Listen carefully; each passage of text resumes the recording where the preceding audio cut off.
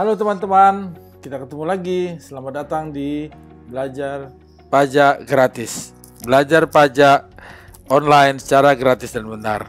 Teman-teman, hari ini kita kembali akan membahas RUU Omnibus Law tentang pajak atas saham inbrank. Semoga kita cepat mendapat undang-undang Omnibus Law-nya. Semoga tidak berubah undang-undang dan RUU ini. Kalau berubah nanti kami akan berubah semua isi dari pembelajaran ini. Teman-teman, kita ambillah suatu contoh PT Mipajo yang merupakan pengusaha kena pajak didirikan oleh Tuan Mikel dan Tuan Joel. Pada tahun 2015 setoran modal adalah 100 miliar. Tuan Mikel 97,5 miliar atau 97,5%, Tuan Joel 2,5 miliar atau 2,5%. Pada tahun 2021 terdapat rencana tambahan modal sebesar 40 miliar untuk memperluas kegiatan usaha mereka. Tuan Mikel, dari tambahan 40 miliar tersebut, Tuan Mikel menyerahkan saham inbrank berupa aset mesin senilai 39 miliar. Tuan Mikel adalah pengusaha kena pajak. Harga beli mesin tersebut padahal hanya 19 miliar, sehingga terdapat keuntungan Tuan Mikel sebesar 20 miliar. Dan Joel menyerahkan uang sebesar 1 miliar, disetorkan sebagai saham. Mereka menjadikan saham perusahaannya menjadi 140 miliar. Tuan Mikel tetap 97,5%, Tuan Joel 2,5%. Pertanyaannya adalah, bagaimana pengenaan pajak atas penyetoran saham dengan inbrank mesin tersebut? Nah, teman-teman, di dalam undang-undang atau RUU Omnibus Law ini, teman-teman, sudah diatur dan sudah dirubah tentang terkait dengan laba terkait saham inbrank dan juga nanti terkait PPN atas saham inbrank, teman-teman. Terkait pajak penghasilan atas laba terkait saham inbrank, di mana kita ketahui tadi Tuan Mikel mendapatkan laba sebesar 20 miliar. Dia beli 19 miliar mesinnya, dia serahkan sebagai saham 39 miliar. Di dalam pasal 4 ayat 3 huruf Q di dalam RUU Omnibus Law ini disebutkan bahwa keuntungan karena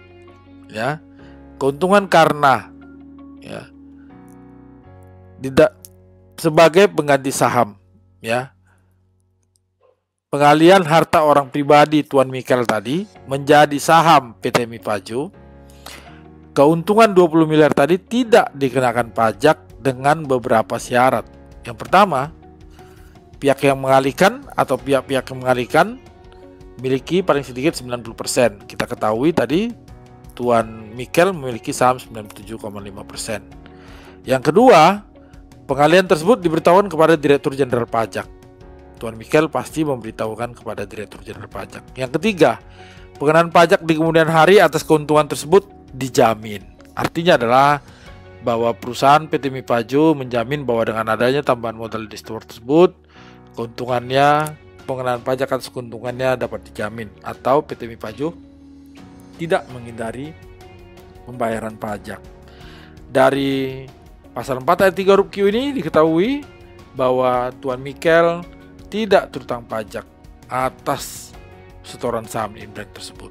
Walaupun dia memperoleh laba 20 M, tapi RUU Omnibus Law sangat cerdas memberikan terobosan yang sangat baik untuk para pengusaha seperti Tuan Mikel.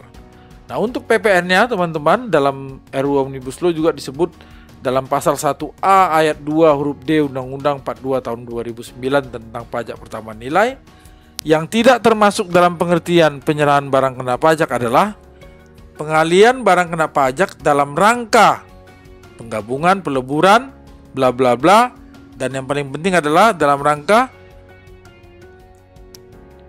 untuk setoran modal pengganti saham, dengan syarat pihak yang melakukan pengalian dan yang menerima pengalian adalah pengusaha kena pajak. Nah, untuk PPN, teman-teman, mesin yang diserahkan Tuan Mikel tadi tidak akan terutang PPN karena Tuan Mikel adalah pengusaha kena pajak yang mengalihkan, dan yang menerima pengalian tersebut adalah PT Mipajo juga pengusaha kena pajak. Jadi, penyerahan saham inbrank sebesar 39 miliar tersebut tidak terutang PPN sebesar 10% menurut RUU Omnibus Law. Jadi, kalau kita ringkas jawabannya, teman-teman, dapat kita sebutkan yang pertama, laba pengalian mesin menjadi setoran modal ke PT Mipajo sebesar 20 miliar bukan merupakan penghasilan bagi Tuan Mikel, sehingga Tuan Mikel tidak perlu melaporkan di dalam SPT orang pribadinya sebagai tambahan penghasilan. Penyerahan mesin menjadi setoran modal bukan merupakan pengertian barang kena pajak. Sehingga lagi-lagi Tuan Mikel juga tidak perlu melaporkan dalam SPT masa PPN sebagai penyerahan barang kena pajak.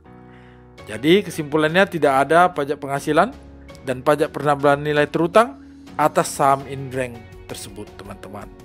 Ya, sekali lagi kami berulang kali menyebutkan bahwa teman-teman bahwa RUU Omnibus Law ini sangat memberikan manfaat yang sangat besar untuk bagi para pengusaha dan tentu bagi negara tentunya untuk bisa menjaring para investor masuk ke Indonesia, investor lokal meningkatkan labanya dan untuk kesejahteraan masyarakat Indonesia. Teman-teman, ikan kami sampaikan, semoga undang-undang Omnibus Law ini cepat kita dapatkan dan semoga tidak berubah dari RUU ini, teman-teman. Terima kasih teman-teman. Ingatlah, kami selalu mengingatkan pajak membangun bangsa, bayarlah pajak dengan benar demi Indonesia maju dan sejahtera. Teman-teman, terima kasih untuk semuanya teman-teman. Setiap minggu nanti kami akan terus mengupdate video-video yang memberikan pembelajaran buat teman-teman, supaya teman-teman nanti bisa lebih memahami pajak-pajak yang ada di Indonesia, baik dari Omnibus Law maupun di undang-undang yang lainnya. Kalau ada pertanyaan, kami selalu membuka pintu untuk sukarela menjawabnya melalui email belajar.pajak.graris@gmail.com. Terima kasih teman-teman. Akhir kata, jangan lupa subscribe teman-teman, tekan logo channel kami untuk subscribe dan beritakan kepada teman-teman yang lainnya. Teman, terima kasih teman-teman untuk semuanya. Dan kami akan selalu memberikan video baru untuk teman-teman yang bermanfaat bagi ilmu teman-teman. Salam sehat dan salam buat semua teman-teman semua. Terima kasih.